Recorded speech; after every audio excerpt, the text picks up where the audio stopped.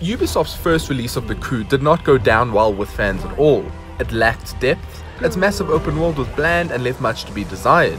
The Crew 2, however, seems to have a new coat of paint, and the game does not only look better but is brighter, packed with what seems to be a deeper loot system, and best of all, its co-op has been significantly polished. The recent beta running this weekend opened the floodgates and allowed us into the game's world.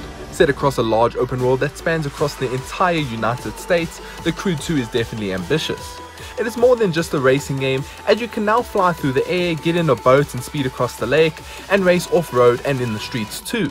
It is almost as if Ubisoft catered for everyone, and each race discipline feels great in action, not only while in the actual race, but also while casually exploring the large open world. While there are only a handful of activities to test out in the beta, it definitely gave us a decent taste of what is to come. Starting off with the street race, we learned the basics of the game's racing mechanics, as well as familiarized ourselves with just how casual the game is. If you're looking for how tire pressure and how the heat to the ground affects your grip, then you're in the wrong place. The Crew is not trying to be a simulator racer at all, and we love that about it.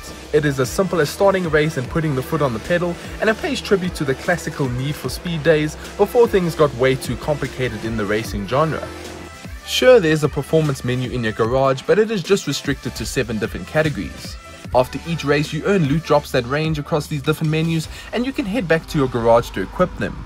The higher the rarity, the harder they are to find in-game, and the better the results are on your car. It is a unique take on the racing systems, one which we'll have to see how it plays out after the game's release. We are suckers for loot drops in games, especially when it comes to grinding for a chance to get a very specific drop, so this system makes us quite pleased.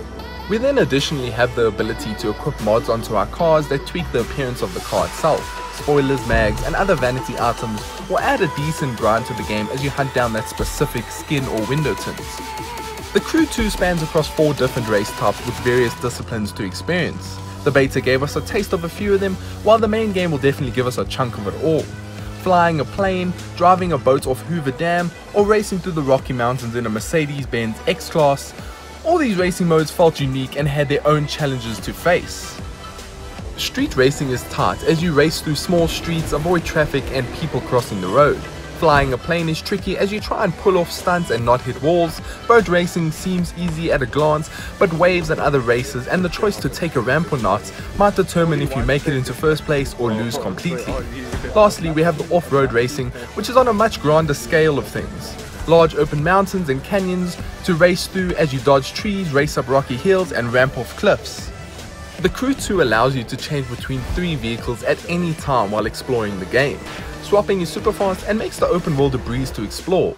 You can ramp off a building and change to a plane right before you're about to hit the ground and take off in style. It is a fulfilling experience, especially when you chain the transformations together to make it all feel kinda seamless. Each race type offered something unique, and just when you think you're tired of flying, you can then just switch to a boat race and try something else. Different vehicles mix things up too, and while the beta was very limited, we are looking forward to see just what else is coming in store for the main game. Of course, the beta was made for multiplayer, and that's why we all jumped into the game. The Crew 2 allows you to invite up to 3 people to join in on your racing experience, and it works pretty well. You and your friends can explore the map and do your own thing until you want to start an activity, and then you'll all jump into that race. It's also all about teamwork, as only one player in your crew needs to make it to the end, score the most stun points in the plane, or win first place. This means you could possibly carry your friends if they lack the skill in that race type. From our time with the Crew 2 beta, it's definitely living up to its hype. We played the game last year at E3 2017, and it certainly grabbed us from the start.